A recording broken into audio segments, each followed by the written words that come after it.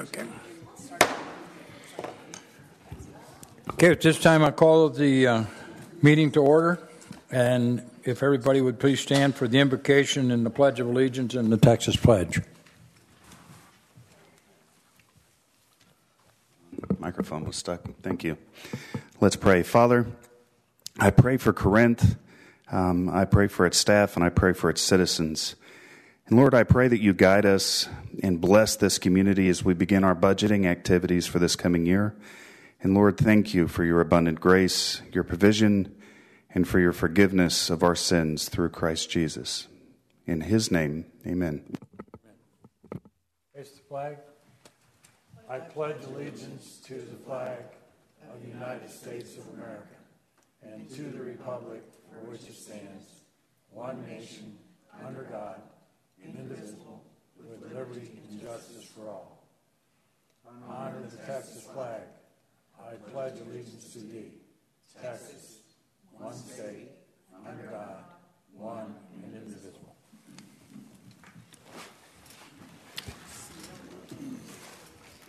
Thank you. Citizens' comments. Please limit your comments to 3 minutes. Comments about any of the council agenda items are appreciated by the council and may be taken into consideration at this time or during that agenda item. Council is prohibited from acting on or discussing items brought before them at this time. Okay. At this time, I entertain a motion to the consent agenda. Mayor, I move that we approve. I'll second. Any further discussion? Cast your vote.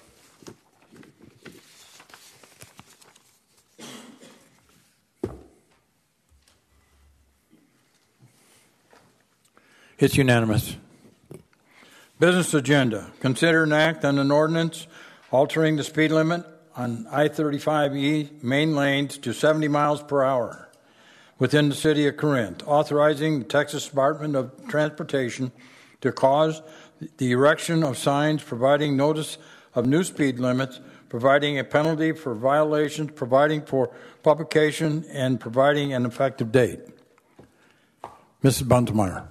Yes, thank you, Mayor. John Webb, Director of Planning and Development, will provide an update on this item. Thank you, Mayor. I hope you had an opportunity to read the staff report. If you noticed, quite some time, TxDOT inadvertently installed 70-mile-an-hour speed limits in Corinth. They had some street names confused. But going back and looking at the study, and as you're probably aware, we're really kind of the hold the donut as far as the 65-mile-an-hour speed limit. It's 70 to the north of us, 70 to the south of us. So they did the required speed study that fell within the 85% percentile. TxDOT has the right to set the speed limits. However, by courtesy, they ask that cities, either by resolution or ordinance, concur with that. We have historically set these speed limits by ordinance, and we have that for your recommendation tonight. And tonight, staff is recommending approval of this ordinance. Are there any questions? I do. Since the police chief is here, as police, how do you guys feel about this? You know how I feel. I've got a heavy foot. And yes, ma'am, Council Mayor, I absolutely understand the desire of the state to make this standardized. We're spending huge amounts of resources right now. We are. Our friends up and down the interstate are, to try and get people to slow down. Ethically, I recommended to my boss, no, we should not do this. I understand why we're doing it, but I would not be ethical if I said increasing the speed is a good idea, because from a safety standpoint, it is not a good idea. But obviously, I'm going to support what the city's posture is on that, but I wouldn't be doing my job if I didn't tell you that's a bad idea. So isn't Denton and Corinth the only part that's 65? Denton isn't either. Denton's 70, isn't it? Denton 70. Okay. They used to be. They used to be like 55. And standardization is important, and I certainly understand what the state is trying to do, but it wouldn't be ethical for me to say that's a good idea. Thank you. It is. Chief, what is like the average that you ticket? What speed are they doing, like 90? Are they doing like? It's interesting, in the speed enforcement we've been doing the last couple of weeks, I think I mentioned this, I was talking with one of you earlier. One of the Hickory Creek officers told me, he says, I don't ride anything under 90. We don't give that much leeway. But you can expect that a lot of the police departments that I'm familiar with are giving certainly 10, 15 miles an hour over the speed limit anyway before they start writing tickets. So if you have 70, if your speed limit is set at 70, you have folks that are easily driving 80. And one of the issues that we're trying to deal with right now that we've been publicizing a whole bunch on our Facebook is slow down. Inattention to driving and speed is causing carnage up there that we're spending a whole lot of our taxpayers' money on as far as untangling the carnage, the accidents once they happen. Fires up there a lot, we're up there a lot as well. And speed, certainly not the only, but speed is one of the contributing factors. Yeah, I just hear we have this big campaign to slow down, and then we raise the speed limit 5 miles per hour. Instead of everybody coming down maybe to where we are to make it a little bit more safer, but I get it. And to clarify, that was my previous city manager that asked me that question, and I gave him the honest answer, not my today city manager. Okay. I think we're just approving a resolution approving the change that's been made by the Yes. TxDOT. And they take it serious as well, and in the minute order you'll see where they understand the safety. They also establish the construction safety zones. But again, through their design professionals, and that is the design speed of the roadway, that's why they pass that minute order. I would like to make a comment. I have noticed that we do need restriping on the highway, and I do understand that this is not necessarily an optional exercise that we're going through this evening. The state sets the speed limit, and of course we adopt by resolution. What I would like to speak into the public record is if the speed limit's going up to 70, I would really hope that they restripe that highway as part of this speed limit change. So, Mayor, if I may, we have made the request to restripe. Lake Dallas has made the request to restripe, and so has Hickory Creek. So everybody has contacted TxDOT to try to get them to move forward. I know George has also contacted them, and it's on the list. I don't know when it's going to be done, but we have stressed that it is something that is very needed because especially there's been a lot of accidents on Swisher and 35, and that underpass is very poorly marked, and that's one of the additional area that we have requested as well. So I understand not approving something like this is not an option necessarily, but what about tabling until the highway's restriped? Is that something that's also equally as ill-advised because of the TxDOT situation? Let me just comment. They set the speed limit. It's not really our discretion. We're passing the ordinance so that we can enforce it. So we have to have an ordinance on the books so that we can enforce it. And I'll tell you that George and I have met with their new district engineer, and he's been very receptive. We brought some other issues with him on some safety concerns. And George has a very good dialogue with the new engineer in Denton, so we'll continue to press forward on that. Thank you. And so I think I appreciate that. So basically, if we don't do this, we won't be able to enforce any speed limit on the highway, which would be bad, in my opinion. Real bad. Then we could drive 8 back. Except for 10. So, Mayor, if I may, can I make a motion that we approve this item as presented? I'll second. Any further discussion? Cast your vote.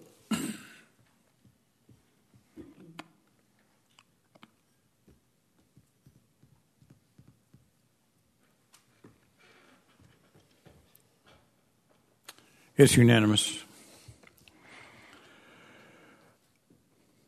Item number 11, consider approval of a contract amendment with Byrne Construction for construction manager at risk services to accept the guaranteed maximum price for the construction of the commons at Agora and authorize the interim city manager to execute any necessary documents. Mrs. Bunsmeyer.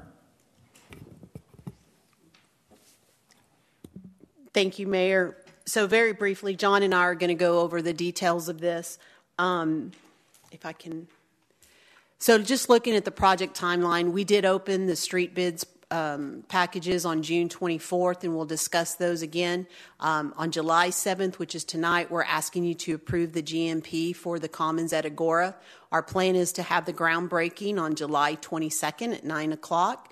And then we're hoping that, assuming there are no weather delays or no change in due to chain supply issues, that we will have the project completed by September 23rd, and then to move into the grand opening in October of 2023. When we look at the concepts, the original design, we had the fountain more in the center of the park. We did have to change the design due to FEMA regulations, is that we had to leave the middle stream alone, and we couldn't make any changes. So you do see that we have moved the fountain over.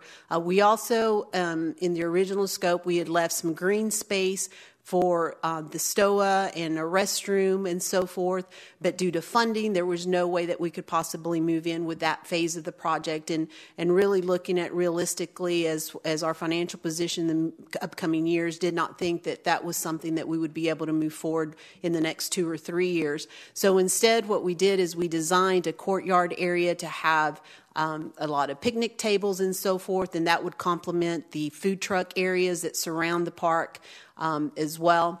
And then the boardwalk, we did kind of change the design of the boardwalk due to funding issues, because curved designs are a little bit more expensive than straight lines, so we did make some changes within that boardwalk. So those are the main changes when you look at the design from the original that was submitted to council a few months ago to the updated version moving forward.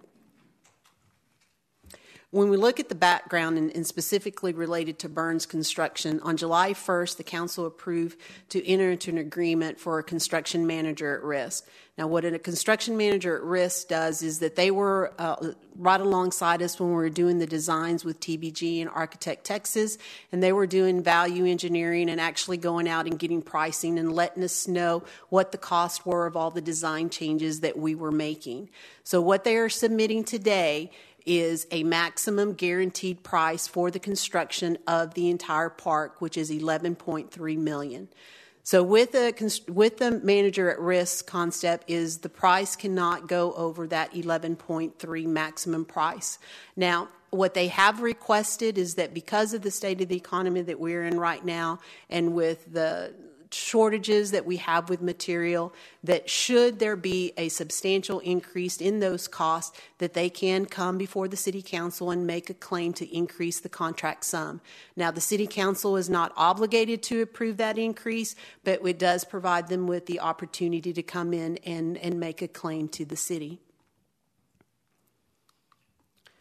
Oops, excuse me. I went one too far.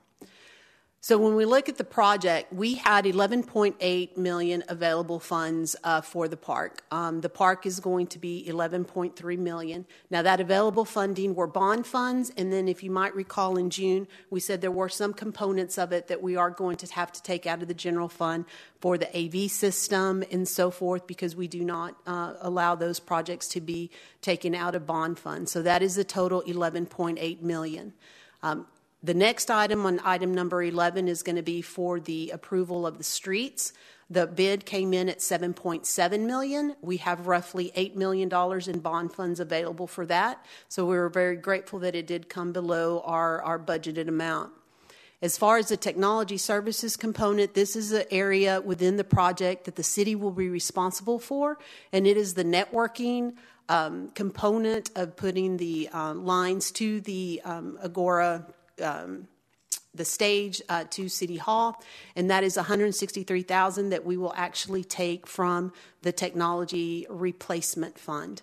And then also there are a couple of things as far as utility lines that need to be relocated. The overhead lines, with Denton Municipal Electric, and that is about a total of $205,000. We had $250,000 budgeted. Additionally, there is a water line that is within the area that runs parallel to the railroad tracks. Instead of moving that water line, we're working around it and doing the design around it so that we do not have to relocate the water line, because otherwise that would be quite expensive for us. So George was able to work with the engineers and work around that. And then there is some materials testing that goes along with any of the construction projects, and that is right at about $100,000. So in total, we do have $20.4 million that was available. The total cost of the park and the streets is going to be right at $19.5 million. So that will leave us with the owner's contingency of about $905,000. I do not believe that we will utilize the whole $905,000 for this project, but it is a nice cushion to have in case there are change orders or unknown issues associated with some of the construction as we move on. Any questions here before I move on to streets? So what the streets package does, as you can see, and I'll have to put my glasses on because I can't see that far, is the streets package will take care of North Corinth Street, Agora Way, and then also Main Street. And it also constructs that roundabout that is on the corner of Walton Street and North Corinth Street. I do want to state that this does not include expanding Walton Drive. We do not have funding available for Walton Drive, and in order to construct that street, we will have to do a bond package in either, in 24 or 25 when we're able to do so. So again, this is only to construct the streets around the park and that, border the new development, hopefully that will come in from Wolverine and the roundabout. Leanne? Yes, sir. With that, on the North Corinth Street there, does that solve the railroad crossing problem that we have down there now? No. So are you talking about to be able to put in the rail stop? No, because you got that two gates there. On the northeast corner, northwest corner. No, that will come in. Well, I guess it does when we put the roundabout in, because then it will actually close off the Walton Drive, and then it will take the traffic up, North Corinth Street. Okay. So, yes, it does. It does solve it. Yes, sir. Okay. So it will actually close, so Walton Drive will not go all the way to the access road, but we will not be expanding Walton Drive, but it will close that entrance. Okay. No, we do have funding for NCTC Way, and so that project will be bid separately and will be coming, within, the next year. But for right now, within this street package was only those that were within the Agora area. So with the street package, again, as I mentioned, it's the roundabout at Walton Drive. It does not include Walton Drive. It does include North Corinth Street, Agora Way, and Main Street. We solicited bids in May and did not receive. We received one incomplete bid. We reopened it on June 24th, and when we look at those estimates, one of them came in at $7.7 million to DDM Construction, and then the second bid came in at $9.7 million to Rebcom. So on item 11, we will be recommending approval of the streets package to DDM Construction at $7.7 million. Now, I do also want to say is we do have representatives here from Burns Construction, which we have Jason Burt and then also Tammy Crooks. And I do want to say some of you might recognize Tammy as she was the project manager that built Fire Station 3 and then also the renovations to the CoServe building when we bought it to make it into the police and fire. So we've had a long relationship with Tammy and know that her and the new company and Justin will do great work for us in completing the construction of Agora. So with that, I'll be happy to answer any questions. Is there any question from council? Okay. Then I'd entertain a motion on item number 11. Mayor, I make a motion to approve the contract amendment with Byrne Construction for construction manager at risk services, accepting the guaranteed maximum price for the construction of the common area at Agora and authorizing the interim city manager to execute the necessary documents. Second. Any further discussion? Cast your vote. It's unanimous. Item 12, consider approval and award of the Agora Transit-Oriented Development Street project for construction of the streets and park civil infrastructure and authorize the interim city manager to execute any necessary documents. Mrs. Bunsmeyer. Yes, so as we just presented along with the parks, this is the approval of the streets bid to DDM Construction for $7.7 million, and staff recommends approval. Any questions from council? I entertain a motion. Mayor, I would move to approve item 12 and award the Agora Transit-Oriented Development Street project to DDM Construction in an amount not to exceed $7,742,853 and authorizing the interim city manager to execute the necessary documents. I'll second. Any further discussion? Cast your vote.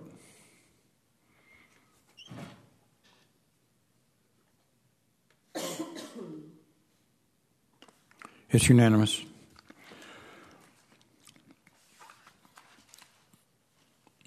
Item number 13, consider an act on a resolution adopting pay schedules for the Public Works, Police, and Fire, approving a compensation package for its employees, and providing for an effective date. Mrs. Bunsmeyer.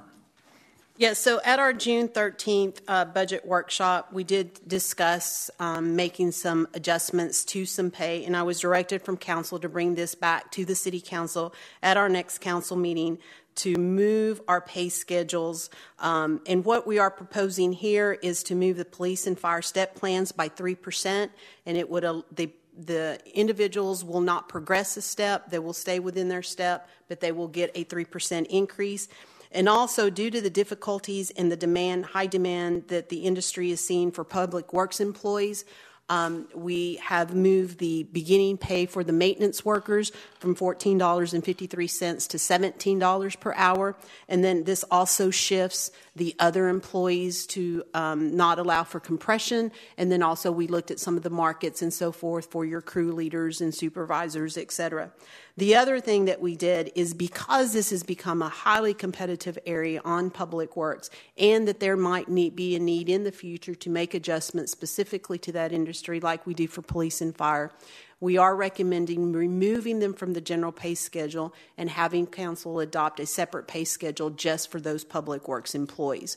Now, because of timing, we were not able to move forward with the general government pay scales. We did discuss also moving those 3%. Staff is still working on that. We've had some HR staff that has been out ill, and it's kind of kept us from being able to move that. So we are hoping that we can bring the general pay scales back, hopefully within the next month or so, to get those moved as well. I had debated about waiting and bringing them together, but due to the situations, and specifically in public works, where we only have one parks maintenance employee right now, and we've got 8 FTEs that are unfilled. In total in public works, we have about 33% of the employees or those positions that are vacant. So it is very urgent for us to do some shifts in the pay so that we can hopefully recruit some of those employees and get the staffing up and relieve some of the burden that is in our current staff. So I am recommending that council approve this, and then we will incorporate this within, the budget and so forth. The amounts, I do not bring forward a budget amendment, as we will utilize salary savings to pay for this, because the amounts were insignificant since we only have a few months left within the fiscal year. So I'll be happy to answer any questions. Is there any question from council? When's the effective date, Leanne? July 18th, which would be the next pay period. Okay.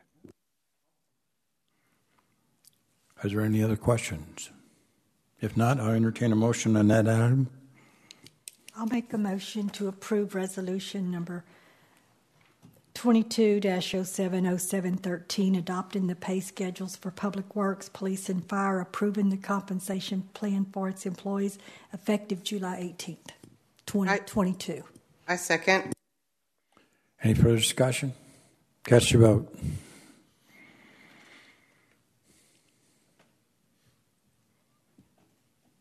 It's unanimous.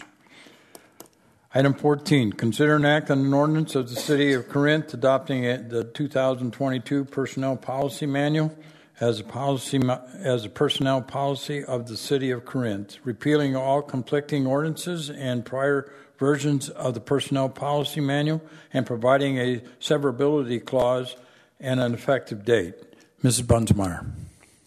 Thank you. So we did go over the recommended changes within the workshop earlier today. So if there are changes that the council would like to make from those that are being recommended, those changes would need to be within the motion, and I'll be more than happy to answer any questions.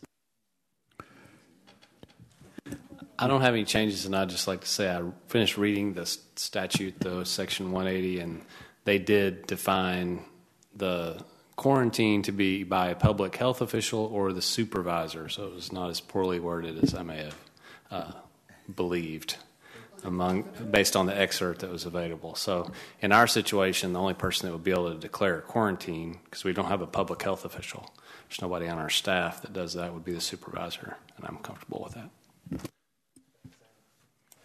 And I need to add something because I noticed the ordinance in the packet does not have an actual adopting clause. So if the motion is going to be made to approve, if someone could add with the addition of an adopting clause, please. I'd entertain a motion on this item. Mayor, I would move that we approve item 14 and approve an ordinance number 22-07-07-26, adopting the Personnel Policy Manual, repealing all conflicting ordinances and prior versions of the manual with the addition of an adopting clause. I second. Any further discussion? Cast your vote.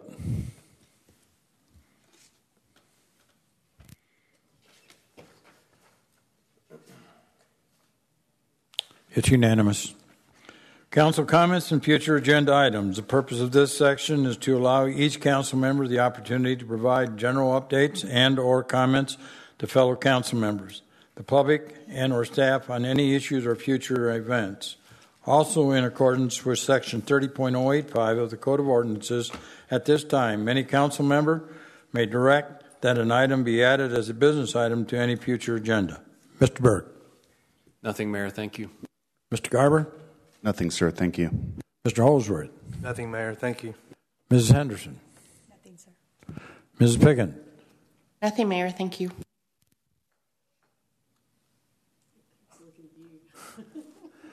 Tree hugger. And plumber lover now, right? Ms. Bunsmeyer? I do have one thing. I just want to remind the council that the Lake City's Fire Department is having their badge pinning tomorrow at 10 a.m. In the council chambers. So everyone is invited. Thank you. One comment that I have is that I was made aware that the Lake City's Denton Rotary Club is going to be contributing $2,500 to the Lake City's focus group on behalf of Mr. Bob Hart. And they'll be giving that out whenever Mr. Garber gets it finalized. Lana's going to reach out to Miss Hart, and then I will pick her up and bring her on a Tuesday soon, hopefully. And you'll have breakfast on Rotary. Okay, with that, we're adjourned.